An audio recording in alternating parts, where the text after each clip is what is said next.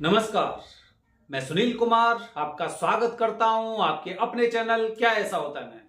दोस्तों 26 फरवरी की महाशिवरात्रि है और जो लोग अपने जीवन में अपने परिवार में समस्याओं से जूझ रहे हैं उनके लिए विशेष मुहूर्त है।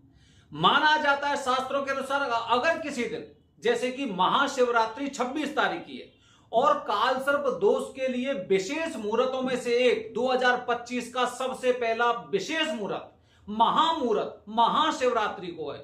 माना जाता है कि इस दिन कराई गई भगवान शिव जी के समक्ष किसी भी तरह की कुंडली दोष की पूजा आपको निश्चित रूप से अति शीघ्र परिणाम देती है।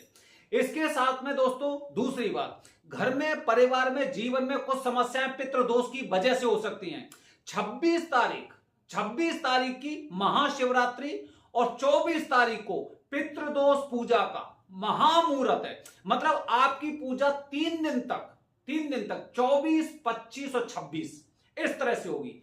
दोस्तों ये जो समस्याएं घर परिवार में जीवन में चलती हैं, ऐसा नहीं किसी एक ही परिवार में होती हैं, हर परिवार में कुछ ना कुछ समस्याएं होती हैं। लेकिन सनातन धर्म के अनुसार अगर समस्याएं हैं तो उनके समाधान भी हैं।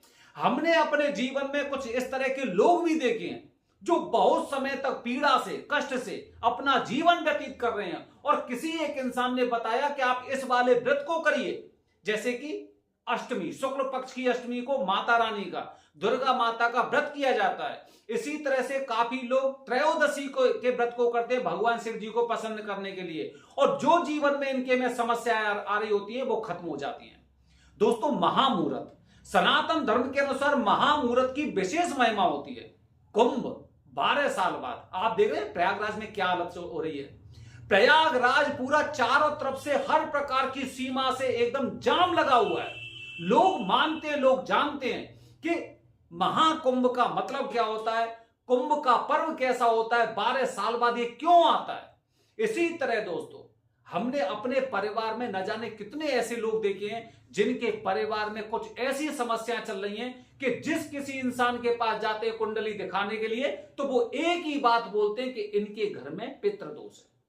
दोस्तों दोष किसी को दिखाई नहीं देते, किसी को भी दिखाई नहीं देंगे, आप खुद भी नहीं देख पाएंगे कि मेरे ऊपर काल सर्प दोष है, पितृ दोष है, मंगल दोष है, ग्रहण दोष है, अंगारक दोष है, चांडाल दोष है या फिर संक्रांति दोष है, नहीं समझ पाएंगे। लेकिन जो आप महसूस करते हैं उससे आप समझ जाते हैं कि मेरे जीवन में कैसी समस्याएं चल रही हैं। उदाहरण के लिए दोस्तों आपको बता रहा हूं पितृदोष, क्योंकि 24 तारीख से जो महामुहूर्त, और ये इस बार सैकड़ों वर्षों बाद ऐसा मुहूर्त आने वाला है जिस समय पितृदोष पूजा का मुहूर्त भी है, मंगल दोष पूजा का मुहूर्त भी है और काल सर्प दोष का विशेष मुहूर्त भी है। ऐसा आपको करीब 100 वर्षों बाद भी ऐसा आपको कभी कभार दिखाई देता है। दोस्तों पितृदोष जीवन में, जैसे कि पितरों की कुछ ऐसी चीजें होती हैं कि कोई भी पितर किसी के पिशाच योनि में पड़े रहते हैं, इनको पितृ लोक नहीं मिलता है, काफी प्रेत लोक में चले जाते हैं, जिसकी वजह से समस्या हमारे जीवन में कैसी होती है। समस्याएं दोस्तों हमारे जीवन में ऐसी होती है, बच्चों की शादी ना होना, वंश की वृद्धि ना होना, या फिर घर परिवार में बिखराव, भाई आपस में लड़ने झगड़ने लग रहे हैं, अपने बुजुर्गों का सम्मान नहीं कर रहे हैं, या फिर घर में कुछ ना कुछ अचानक से मृत्यु होना। इस दोष का संकेत होता है कि घर में कुछ ना कुछ पितरों की वजह से समस्या है। इसी तरह दोस्तों सोचिए कि घर में पितृ दोष चल रहा है और इसके साथ में अगर किसी को कुंडली दिखाई तो वो बोल रहे हैं कि कुंडली में तो आपके में काल सर्प दोष भी है। अब सोचिए ये स्थिति दोस्तों ऐसी हो जाती है जैसे कि किसी इंसान का जख्म होता है ना, जख्म के बाद दोबारा से चोट लगना। वो जख्म हमारा सही होने वाला है, ठीक होने वाला है, तब तक कोई ना कोई दूसरी चोट उसी स्थान पर लग जाती है। शादी की समस्या हो रही है, वंश की वृद्धि नहीं हो पा रही, जगह जगह इलाज लेने लग रहे हैं, उसके बावजूद भी कहीं पे कोई समाधान नहीं मिल रहा है। क्यों? जब तक आपके पितर आपसे रुष्ट है तब तक आपकी वंश वृद्धि कैसे हो सकती है? नहीं होगी। और जब कुंडली में काल सर्प दोष भी आपके ऊपर है तो ये मान के चलिए कि दोष पर दोष बढ़ता जा रहा है। दोस्तों मैंने न जाने कितने ऐसे परिवार देखे जहां पे वर्षों से नहीं बल्कि पीढ़ियों से पितृदोष की पूजा नहीं कराई है, और पितृदोष के कुछ उपाय करने को ये मानते हैं कि हमारे पितर खुश हैं।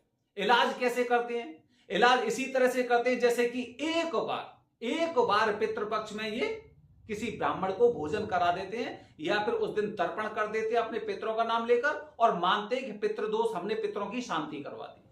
दोस्तों, हर इंसान को अपने जीवन में एक बार पितृदोष की पूजा, जैसे महापूजा, मतलब सबसे बड़ी पितरों की पूजा होती है जिसे बोलते हैं नारायण नागबली।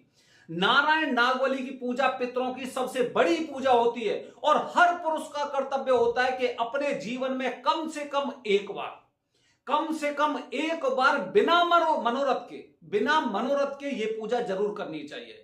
जैसे कि काफी लोग तो मनोरथ मतलब अपनी मनोकामना सिद्धि के लिए पूजा करते हैं, मेरी शादी हो जाए, बच्चे हो जाए, वंश वृद्धि हो, घर में तनाव ना हो, घर में जो बीमारियां चल रही हैं, बार बार हॉस्पिटल के चक्कर काटने लग रहे हैं, वो खत्म हो जाए। काफी लोग अपनी इच्छा के लिए पूजा करते हैं। काफी लोग इसलिए करते हैं कि जो इनके साथ हो रहा है वो कहीं मेरे साथ ना हो। इसीलिए इन सब चीजों से बचाने के लिए सबसे पहले मुझे अपने पितरों को खुश रखना चाहिए।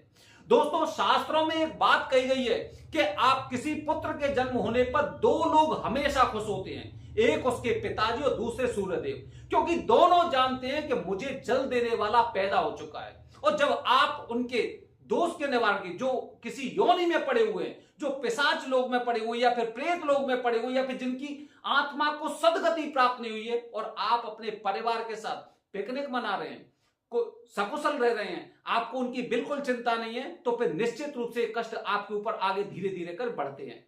दोस्तों, इसी तरह से जब किसी इंसान ने कई पीढ़ियों से जब पितृदोष की पूजा नहीं कराते हैं, उसके पश्चात जब इनके परिवार के लोग आगे जब गमन करते हैं, इनकी पीढ़ी आगे बढ़ती, तो उन पर अलग अलग तरह के दोष होते हैं। कैसे दोष होंगे? इसके बाद पितृदोष हो गया, उसके बाद फिर कालसर्प दोष हो गया, उसके बाद ग्रहण दोष हो गया।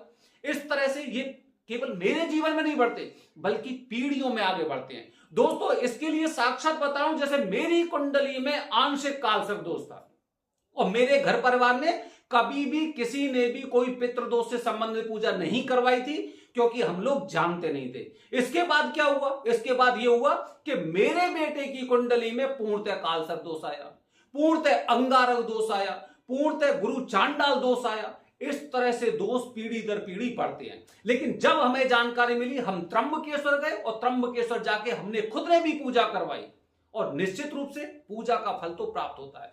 दोस्तों, त्र्यंबकेश्वर ही वो स्थान है जहां की नारायण नागबली हर जगह पूरे देश विदेश में विख्यात है। केवल लोग भारत से नहीं बल्कि भारत से बाहर के भी लोग यहां पर नारायण नागबली विधि के नाम से करने के लिए त्र्यंबकेश्वर में ही आते हैं। और दोस्तों, कालसर्प दोष दोस्तों, ये पूजा यहीं से शुरू हुई है। पूजा की पद्धति यहीं की है। मतलब देखा जाए तो तीन पूजाओं की देन है त्र्यंबकेश्वर, नारायण नागबली, कालसर्प दोष पूजा और त्रिपिंडी श्राद्ध। इन तीन पूजाओं का ये स्थान है जिसे जन्म स्थान बताया जाता है और निश्चित रूप से पहला स्थान है। और यहां पर कराई गई पूजा से निश्चित रूप से उस इंसान को लाभ प्राप्त होता है, ये हमने देखा है। तो दोस्तों, महामुहूर्त 24 फरवरी, अभी से अपनी प्लानिंग करिए, क्योंकि अगर आपको वरदानी पंडित जी नहीं मिल पाते हैं तो निश्चित रूप से आप ये मान लो कि किसी और के चक्कर में आप फंस सकते हैं। पहले से आप अपनी प्लान करिए और अपने पंडित जी को बुक कराइए, लेकिन पूजा करने त्र्यंबकेश्वरी आपको आना चाहिए, क्योंकि महामुहूर्त है। महामुहूर्त वाले दिन महास्थान पर वरदानी पंडित जी जब आपकी पूजा करने वाले हैं, तो निश्चित रूप से इस वीडियो को सेव करके रखिए। दोस्तों, जिन परेशानियों से आप जूझ रहे हैं वो समस्याएं आपकी बहुत जल्दी खत्म होने वाली है। बने रहिए हमारे चैनल के साथ। दोस्तों, आने वाली वीडियो बता रहा हूं, जो कालसर्प दोष की पूजा करने जा रहे हैं ना, उसके बारे में ठीक से समझिए पहले कि आप क्या करने जा रहे हैं। हर हर महादेव, हरिओम।